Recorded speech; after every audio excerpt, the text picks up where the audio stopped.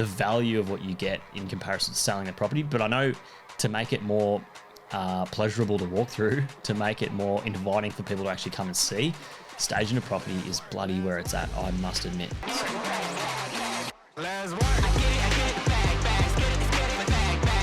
G'day and welcome to the Making with Myles podcast. My name is Myles Clark and we are here to have a good old chinwag about some building, construction, renovations, the real estate industry through the lens of a building inspector. And you know what? Every now and then we have a chinwag about some personal development stuff because that's the shit I kind of like and you're going to have to deal with it. So tough titties. We have two formats to the podcast. That is the shed, which where we discuss all things building, construction, real estate, and the journey. The journey is where we do those personal development things, which is always a good time.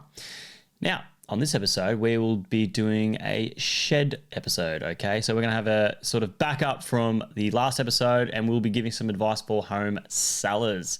Now, this is not advice from a real estate agent of how to sell homes and that sort of shit.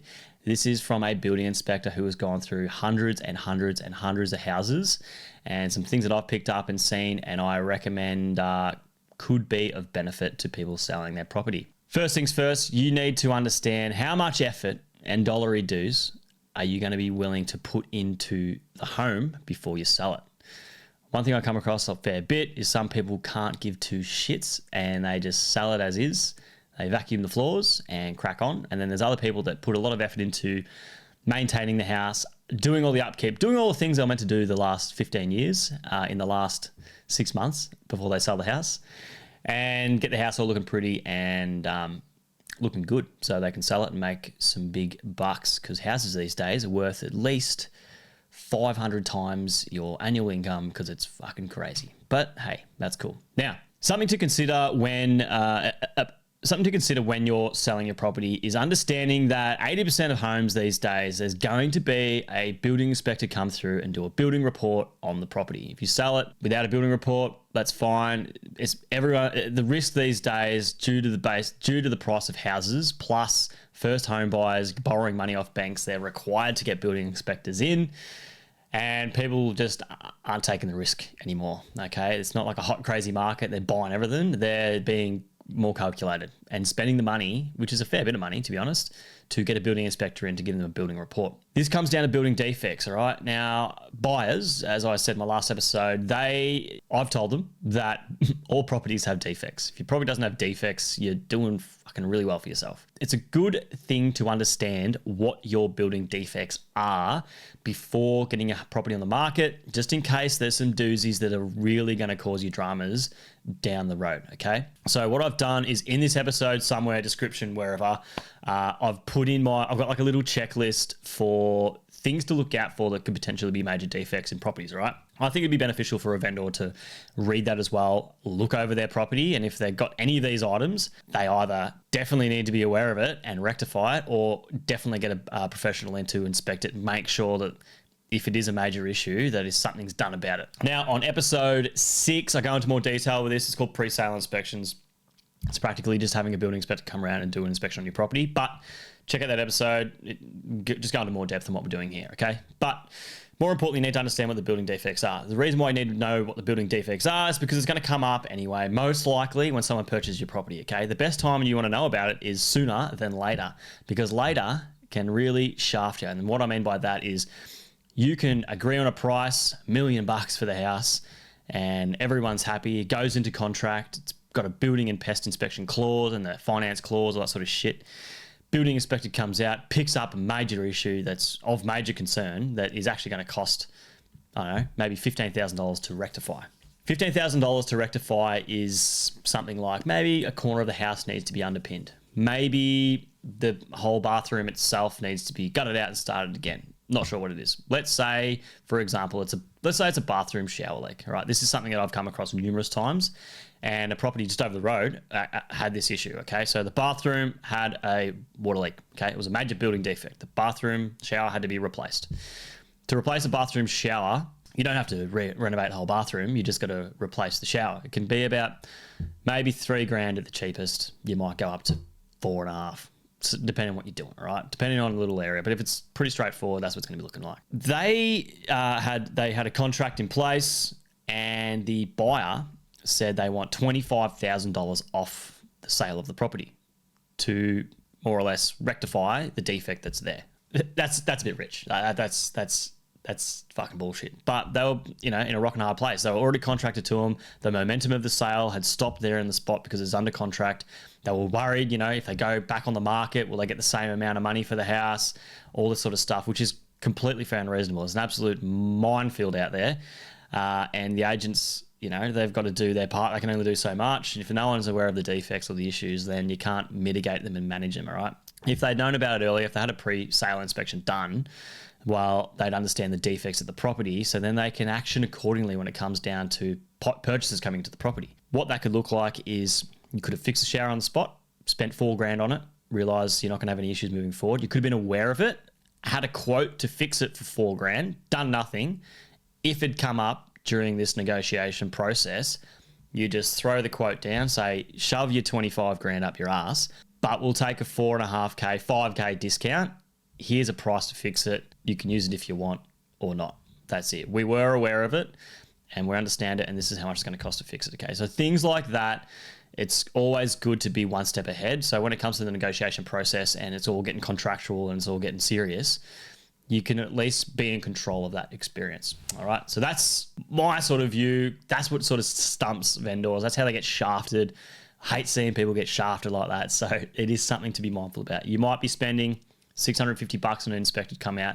You'll get a full report. You'll know exactly what's going to be in and outs, the ins and outs from the buyer's perspective, so you can sort of action accordingly. Or if you know a bit about the property, if you know a bit about construction, maybe follow that checklist and you can sort of hunt through and just see if you're going to have any issues, any potential issues. All right. Other than that, from my point of view, one of the other best things to do that I highly recommend for home sellers is presentation is bloody key. All right. Your real estate agent is going to be backing me up on this. If you have the capacity, get your house staged. The reason I say that is because I've been through, again, hundreds and hundreds of houses, and I go through as a building inspector and just as a novice idiot off the street. So I walk through and I have a look at these properties, and the ones that are staged, like I can see, I'm pretty good at visualizing anyway. So I can see the whole property when there's no furniture in it. I can see when it's full of everyone's furniture. I can see how the structure looks. But whenever I go into something that's got, it's been staged by a professional team, the feel of it's different. I fucking like it. And I go, I like this house. It's really good. And the comments that I give to the clients is like, I go, yeah, there's a couple of defects, which is expected, but it's just a really nice house. It's really good. And I'm like, it must be the staging that's sucking me in, because you know what? It bloody well does. Staging a property is probably one of the best investments you can do as a home seller. Okay, so if you have the capacity to get all your shit out, clear it all out and have them stage it for you, maybe do some touch-up paint, it goes such a long way. I don't know from an agent's perspective about the value of what you get in comparison to selling the property, but I know to make it more pleasurable to walk through, to make it more inviting for people to actually come and see, staging a property is bloody where it's at, I must admit. If you have the capacity, definitely do that. Invest in it, get it done right, and you will be thankful for it, I must admit. Now, another thing to consider too, if you're living in a property, all right, and you're one of those DIYers and you're like doing all your renovation projects and you're thinking you're top shit, you're building goals and stuff like that, and it's all completely illegal and you've got dodgy structures everywhere, just be mindful that this is something that can cause you dramas down the road. Okay, conveyances these days now, you can get insurance put in place for when you purchase a property that you were not aware that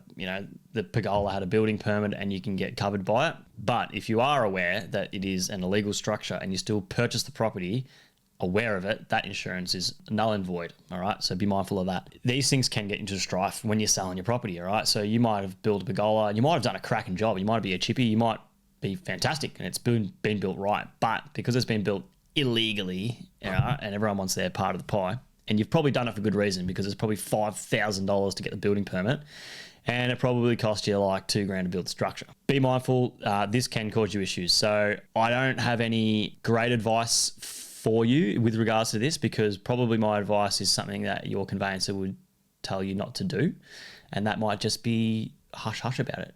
Tidy it all up. As a building inspector, when we inspect properties, we're not inspecting for compliance of structures and all that sort of stuff. We look at the structure, and if this pergola at the back is going to fall down and kill someone, we obviously write about it. If it's going to stay up there and capture water and do its thing, we don't ask any questions about if it's illegal or not and go into depth like that. We just make sure the structure is as it is, and then we present that to the client. It's the conveyancer's job to understand if there's any sort of illegal things built on the property and that sort of stuff. So if you need to get like a retrofitted building permit put in place for a pergola that you've done, that's an expensive process. That can hold up the sale. If you do have some like decent structures, I would probably recommend doing that, getting a building permit put in place post-construction, which is expensive and difficult. But what they can do, it can also save the sale again. So if a buyer comes in, purchases the property, goes, it's going to be this much, they're all sweet, it gets the building inspector comes through, he's all cool, then all of a sudden the conveyancer picks up, oh, hang on a minute, there's a massive pergola built illegally. What are you going to do about it, right? You might be getting discount, like you might have to discount at 50 grand on your house. Like people will do that. It's ruthless. So if you can preemptively put some things in place to mitigate that issue, I would probably highly recommend it. If it's a small structure, maybe just let it slide, see how you go. But yeah, something to be mindful about if you are selling your property and you've got like things like that in place, okay? Other than that, they're sort of the main ticket items I sort of would advise for home sellers, right? Understand the defects that you got in your property, understand how much effort and dollar reduce you want to put into the property, understand that presentation is key, and understand that dodgy structures can cause you dramas. Just got to be wary of it. Other than that, engaging an agent, you know what? I have no idea about how to engage an agent. I know very good ones, I know very shit ones, and people still go with the shit ones, and I don't know why. And they go with the good ones, and they're happy with them too, so that's great. But I can't give you any advice on that, unfortunately. Best thing to do is sort of even word of mouth. Some people talk up some agents that I think are useless, and they get work. So anyway, I'll sack that idea, but best luck with that one. So, and that's it. Found any value, please like, subscribe, and share. As well as that, in the links or somewhere, I'm going to put that checklist to have a bit of a gaze around your property to make sure it's just all sweet. Have a bloody lovely afternoon, morning, daytime, weekend, whatever you're up to, and I will see you on the next one. Catch you later. Let's work.